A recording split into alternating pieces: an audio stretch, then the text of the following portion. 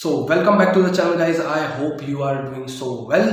सो भाई साहब, आज हम लोग एक क्या कहते हैं रिएक्शन देने वाले एक हॉरर वीडियो पे। बेसिकली जो वीडियो है एक ये है, एक चैनल है, मैं इसका डिस्क्रिप्शन में नाम डाल दूंगा, मेंशन कर दूंगा, मेरे को नाम याद नहीं एक्चुअली क्या है। तो इसका क्या है, ये एक बना, ये क्या कहते हैं डार्क वेब पे स्टोरी है। तो बाकी स्टोरी देखो, बाकी एंड बात। जब मैं हाई स्कूल में था तो मेरे पापा ने वो प्रोजेक्ट बेसमेंट में शुरू किया था जिसके बारे में वो बात करते थे। उन्होंने कभी बताया नहीं था कि वो प्रोजेक्ट आखिर था क्या, बस इतना ही कि वो बिजनेस के लिए था और नीचे जो भी होता था वो गुप्त रहता था। वो सबके लिए गुप्त था सिवाय उनके। उन्होंने तो बेसमेंट को साउंड प्रूफ भी करवा दिया था। उन्होंने कहा कि जो काम वो कर रहे थे उसे सीक्रेट रहना जरूरी था। मैंने ज्यादा नहीं सोचा उसके ऐसा बारे क्या कर में। रहा था ये? मेरे स्कूल के लड़के बहुत ही किंकी और विचित्र अश्लीलता में इंटरेस्ट रखते थे। वीडियोस तेरी जैसे कि बड़े दो हरामी लड़कियां हो और बेटा। एक कुक घटिया पॉर्न साइट्स पर टाइम बिताना और ये सब बकवास ढूंढना कोई असामान्य बात नहीं थी। मैंने कभी भी बहुत ये ज्यादा टाइम इंटरनेट पे बिताया भी नहीं था।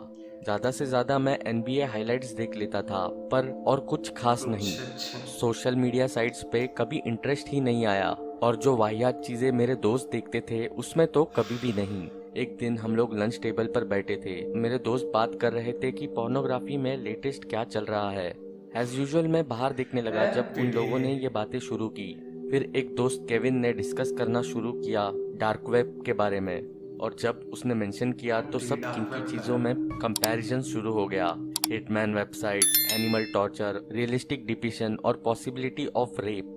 उसने ये भी बताया उसके पास चाइल्ड पोर्नोग्राफी की भी लिंक्स है, पर उसने किसी पे भी क्लिक नहीं किया था। सच कहूँ तो जो मैंने सुना उससे मेरा थोड़ा इंटरेस्ट भी बन गया कि ऐसी घटिया दुनिया भी है इंटरनेट पर। केविन ने हमें तेरी वीकेंड पे स्लीप ओवर के लिए इनवाइट किया। उसने कहा वो जिस बारे में बात कर दम रहा तो है वो बढ़िया हमें लिख रहा है दिखाएगा। भाई। हम सबने स्टे ओवर के लिए हाँ कह दिया। जैसे ही उसने हमें डार्क वेब की तरफ नेविगेट किया, मैंने देखा कि वो सच बोल रहा था। उसने जो भी अश्लील चीजों के बारे में बताया था हमने उनके लिंक्स देखे।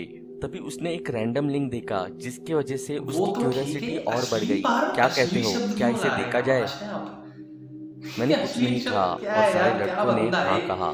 भाई और फिर केविन ने उस लिंक पे क्या क्लिक बंदा किया है ये? और स्क्रीन पे इसमें एक एक्टिंग कर काउंटडाउन रहा चल गया। है भाई अपेरेंटली साहब, हमने क्या एक ही। लाइव चलो कोई स्ट्रीमिंग नहीं, वीडियो वाले लिंक स्टार्ट पे करता हूँ क्लिक कर मैं। दिया था।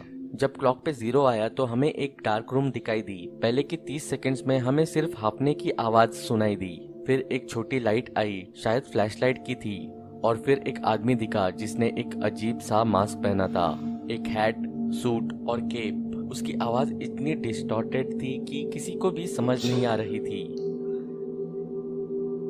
Good evening everyone, thank you all for joining us. आप मुझे हॉमकिंस बुला सकते हैं। और आज तुम्हारे लिए एक खास शो है, एक मजबूर शिकार का जोड़ा। और फिर पूरी स्क्रीन चमक उठी। वहाँ एक लाल रंग का कमरा था, बहुत छोटा सा बिखरा हुआ। पीछे की दीवार में दो औरतों को वॉल माउंटेड हाथकड़ियों से बंधा हुआ था। दोनों ने कुछ नहीं पहना हुआ था। एक औरत हॉलीगंज मोटी थी और क्या दूसरी है? बहुत फिट। वो एक स्टीरियोटिपिकल जेल सा लग रहा था, जैसे हॉरर फिल्म्स में होता है वैसे। पर हमने रियलाइज किया कि ये कोई मूवी नहीं थी। हॉकिंस मोटी वाली औरत के पास पहुंचा। ओ, तुम एक बदसूरत गंदी औरत हो। तुम जैसी बदसूरत औरतों का कोई हक नहीं बनता कि तुम सुंदर औरतों के साथ जियो। फिर उसने दूसरी तरफ सुंदर औरत को देखा। क्या मैंने ठीक कहा? हाँ। उसने कुछ नहीं कहा। मैंने तुम्हारे लिए कुछ स्पेशल प्लान किया है, पर अभी हम बदसूरत औरत के साथ डील करेंगे। मैं और मेरे दोस्त थोड़ा बेचैन हो गए थे कि आगे क्या होने वाला है। बगीचे वाली कैंची। हॉकिंस मतलब चिल्लाया। पता है, लिटरली गाली किसी के निकल हाथ रही स्क्रीन मुझसे। में मैं दिखे पता और है, उन्होंने मास्क वाले आदमी को बगीचे वाली ये कैंची महाशय पकड़ा जो दी है, और वो धीरे पता धीरे ना उस कि औरत की तरफ चमगादड़ रेंगता से क्या हुआ मास्क पहन पहुंचा। रखा अपना, कि मैं तुम पे चमगादड़ तरस है पता खाता नहीं क्या अगर है। तुम अच्छी ये दिखती। नहीं पता मुझे। मुझे शायद ये मास्क ना अजीब सा करना लग रहा, पड़ता। नाक ऐसी फिर लग रहा एकदम है। से उसने कैंची समझ ली नहीं और आ रहा उस क्या औरत के ब्रेस्ट को काटने लगा, और वो औरत बहुत जोर से चिल्ला रही थी। मैं और मेरे दोस्त चौंक कर हाफने लगे। एक है दोस्त बेटे को तो हरामी। उल्टी भी आ गई। हॉकिंस उस औरत के पैरों की तरफ गया और उन्हें भी काटने की कोशिश की, पर वो थोड़ा सा मुश्किल था क्योंकि उसके लिए एंकल्स बहुत मोटे थे। फिर हॉकिंस ने क्या आराम से रील बोला। है? Chain saw. उसके अनसीन असिस्टेंट ने उसे चेनसॉ पकड़ाया और मेरा दिल बैठ गया। उसने धीरे से उसके पैर पर वो फेरा और उसकी एड़ियां काट दी और वो औरत बहुत ज्यादा चिल्लाने लगी और उसकी आंखों से आंसू बह रहे थे। दूसरी औरत भी रोने लगी और उसके आंसू भी बहने लगे। हॉकिंस के मास्क और कपड़े खून के साथ लटपट हो चुके थे। उस औरत के पैरों के बाद हॉकिंस ने उसका पेट काटा और उस औरत की आंतड़ियां बाहर आ गई। मेरा एक दोस्त ये देखते ही बेहोश हो गया। इसका खून बहने दो। और तुम, उसने दूसरी औरत की तरफ मुड़ते हुए कहा। कोड़े। हंटर मिलते ही उसने उस औरत को जोर जोर से कौड़े मारे। उसी समय केविन ने देखा कि लाइव स्ट्रीम का एक मैसेज बॉक्स था और लोग बहुत ही घटिया मैसेजेस लिख रहे थे। वहाँ लोग लिख रहे थे कि उन्हें वो सब देख के कैसा लग रहा था। केविन ने भी अपना मैसेज लिखा, क्या बकवास है ये सब, पुलिस को ये सब जल्दी पता लगेगा। हॉकिंस ने अपनी पैंट अनजिप की और उस औरत की हथकड़ियां खोल दी, पर इससे पहले वो कुछ कर पाता उसका असिस्टेंट बोल पड़ा। बॉस, ये मैसेज देखिए। हॉकिंस ने उस औरत को बहुत जोर से पेट में मारा और फिर कैमरा की तरफ आया। ओ, कठोर आदमी। हाँ केविन, पुलिस को बताओगे? हाँ। हम सब लोग बहुत डर गए जब उस मास्क वाले आदमी ने केविन का नाम लिया। कोई बात नहीं, मेरे पास तुम्हारी सारी इंफॉर्मेशन है जो मुझे चाहिए। लगता है हम जल्दी मिलेंगे।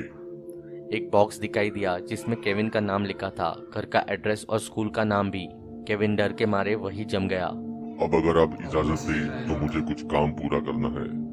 अब केविन ने कंप्यूटर शट डाउन कर दिया। सारे दोस्त चले गए थे, पर मैंने उसके साथ रुकने का डिसाइड किया। हालांकि मैं भी बहुत डरा हुआ था। फॉर्चुनेटली उस रात कुछ नहीं हुआ, पर केविन को बिल्कुल नींद नहीं आई।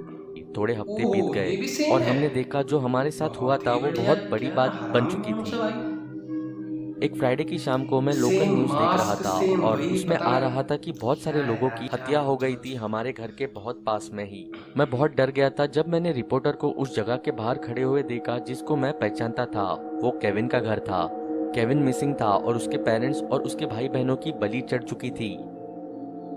हे भगवान, उन्होंने इसे पकड़ लिया, मैंने अपने आप से कहा। इसे ये भी पता चल रहा है मैसेज रात में कौन मैं कर रहा है, बाथरूम क्या जाने क्या के है। लिए उठा। जब मैं बाहर गया तो मेरे पापा रात में सीढ़ियों ऐसे ही से ऐसे ऊपर आ होता रहे है थे। क्या? लग रहा था जैसे मतलब यार्ड का बंदा काम मैसेज खत्म करता है, किया हो। उससे ये सब नाम वाम पता चल जाता उनके है। कपड़े मिट्टी से सने हुए थे। सब कुछ रहता है। पापा, रात के 1 बज रहे हैं, क्या? आप क्या कर रहे थे? मैं एक टूटे हुए स्प्रिंकल को जोड़ रहा था। इस समय? क्यों नहीं, कोई लॉ कहता है कि मैं इस समय ये नहीं कर सकता। Whatever, डैड, मैंने कहा। मैं बेड में चला गया और कुछ खास नहीं सोचा। अगली दोपहर मेरे पापा कुछ काम से बाहर गए थे। उस समय मैंने सोचा कि कुछ शरारत करता हूँ और जाके बेसमेंट देखता हूँ। पता नहीं मैंने क्यों उसी समय डिसाइड किया कि मुझे वो देखना चाहिए। वैसे मैं है सच जिद्दी टाइप का नहीं हूँ, ये सही पर है, भाड़ में दोस्तों जाए, को मैं ऐसे देखना दिखा। चाहता था कि आखिर बेसमेंट में ऐसा क्या है। मैं सीढ़ियों से नीचे गया और लाइट्स का स्विच ऑन किया।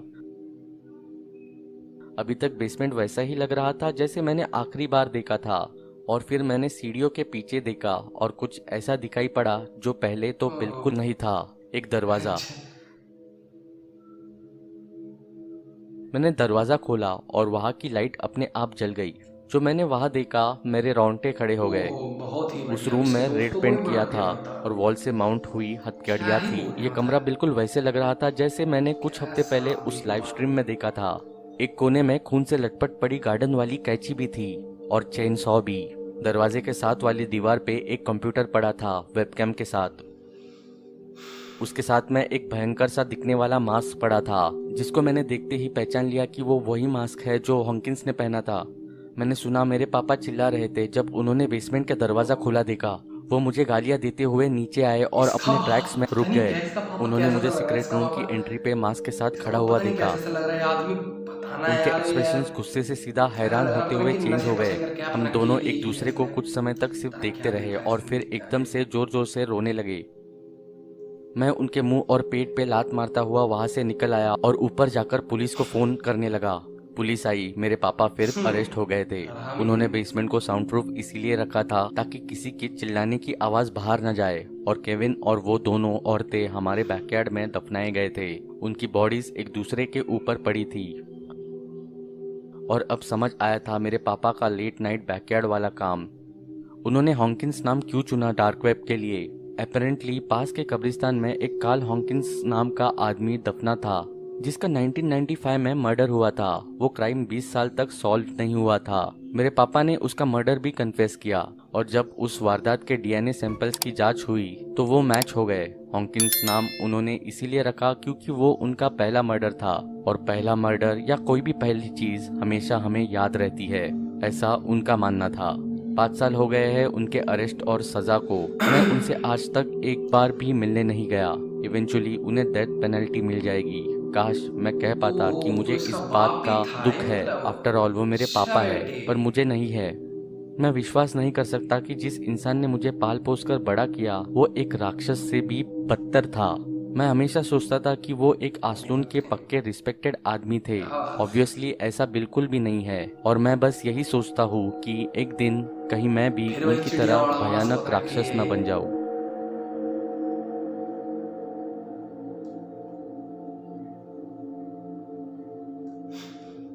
गाड़ी